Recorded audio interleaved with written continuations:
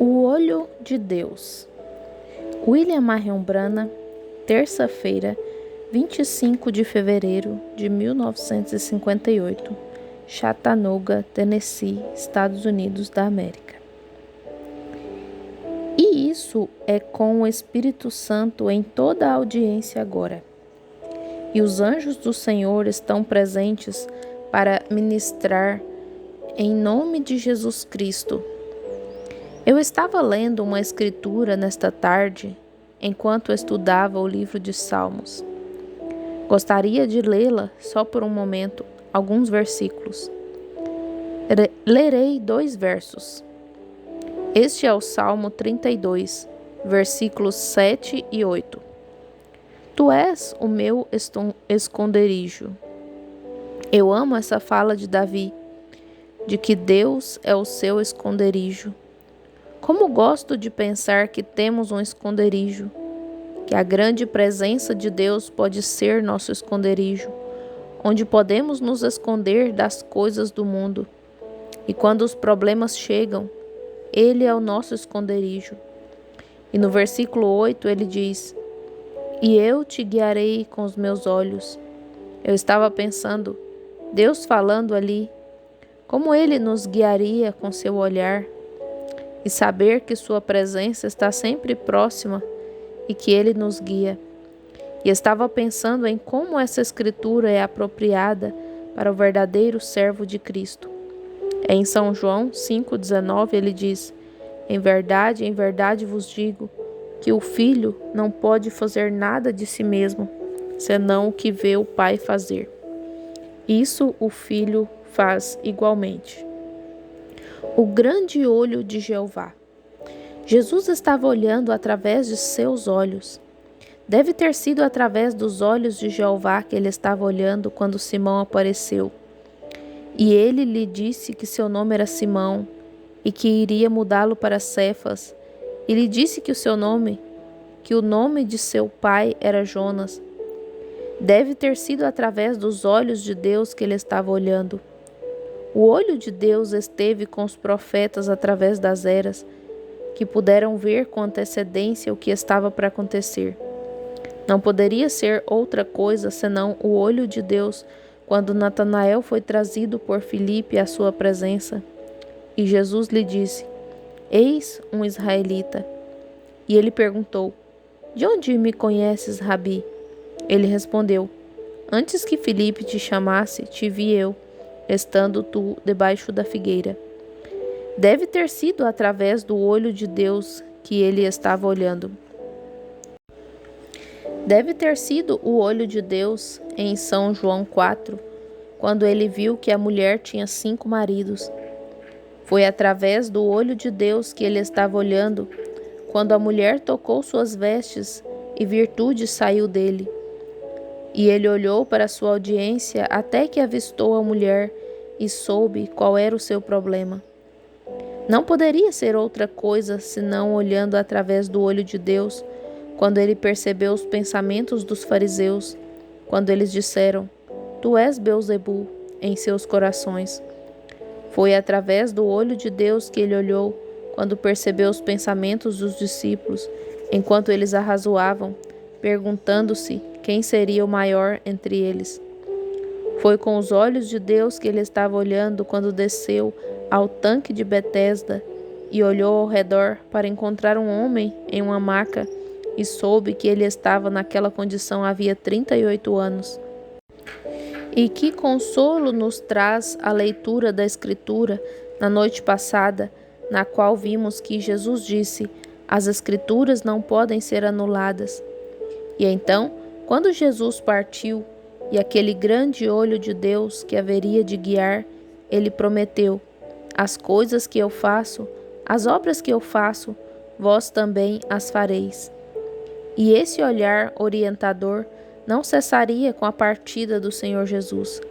Ele deveria continuar para sempre em sua igreja. E quando ele ressuscitou no 3º dia e ascendeu ao alto e enviou o Espírito Santo de volta à igreja nesta noite e olha através daquele mesmo olho orientador que guia seu povo a toda a verdade, e Ele é a verdade. E quão felizes estamos nesta noite em saber que essas escrituras não podem serem anuladas, e saber que esse mesmo olho que nos guiará está em nossa presença nesta noite, ou melhor, estamos em Sua presença nesta noite, que nos guiará da doença à saúde, que nos guiará das nossas aflições à cruz, que nos guiará da aflição à boa saúde, que nos guiará de uma vida pecaminosa a uma vida santificada e separada para Deus. Essa presença de Deus está sempre próxima.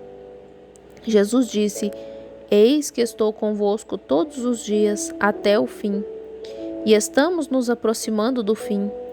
Então, como Jesus confirmou, esse olho orientador que estava com ele nos dias em que ele se revelou aos judeus, antes do fim da era da igreja para os judeus, ou sua dispensação, ele manifestou isso olhando através do olho de Deus.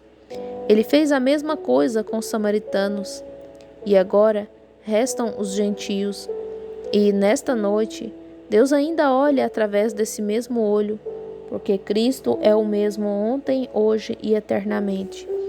E Ele ainda olha através do olho de Deus, pois pode, com sua graça e poder santificador, nos purificar, e nos chamou para sermos seus filhos e filhas, para nos usar como videiras, ou melhor, como os ramos da videira, e continuar a olhar através do olho de Deus para ver o que foi e o que será. E não andaremos nas trevas enquanto olharmos através do olho de Deus. O olho de Deus reflete sua vontade, reflete seu espírito, reflete sua palavra. De que adiantaria todo o nosso treinamento? De que adiantaria todo o nosso ensino e toda a nossa teologia se não houvesse algo para nos manter em equilíbrio? De que adiantaria um navio ter velas incríveis, válvulas muito boas, polpas e compartimentos, uma excelente bússola no interior, se não tivesse um leme? E se ele não tivesse nem bússola nem leme, seria simplesmente levado de um lado para o outro pelos ventos. Mas somos gratos por Deus ter tanto o leme quanto a bússola. Ele nos mostra onde estamos hoje e o que acontecerá. Ele disse: Nunca te deixarei, jamais te abandonarei. Portanto, vamos olhar pelos olhos de Deus nesta noite e veremos que Ele nos conduzirá ao Calvário. E no Calvário tudo foi consumado. Ele foi ferido por causa das nossas transgressões, e pelas suas pisaduras fomos sarados. Cada pecador aqui nesta noite foi salvo quando Jesus Cristo morreu no Calvário. Cada pessoa doente foi curada quando Jesus morreu no Calvário. Ele consumou a obra. A única coisa que Deus pode fazer agora é ungir ministros para pregar a palavra, ou colocar dons na igreja para apontar para vocês a obra consumada de nosso Senhor Jesus. Que Deus conceda isso essa noite, é a minha oração, enquanto rogamos.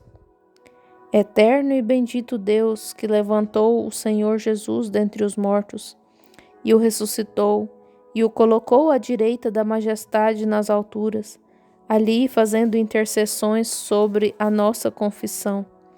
E viemos nesta noite com a confissão para dizer que cremos em cada palavra que Ele nos ensinou em Sua palavra. E confessar é dizer a mesma coisa. E cremos que Ele é o mesmo ontem, hoje e eternamente. Então, se Sua presença está aqui e o declara vivo depois de 1900 anos, no encerramento dessa era ou dispensação gentia, venha, Senhor Deus. Uma palavra vinda de Ti significará mais do que todas as palavras que todos nós poderíamos dizer. Apenas Te ouvir falar com Teu grande poder, isso enviaria os corações a um lugar que talvez nunca tenham alcançado antes.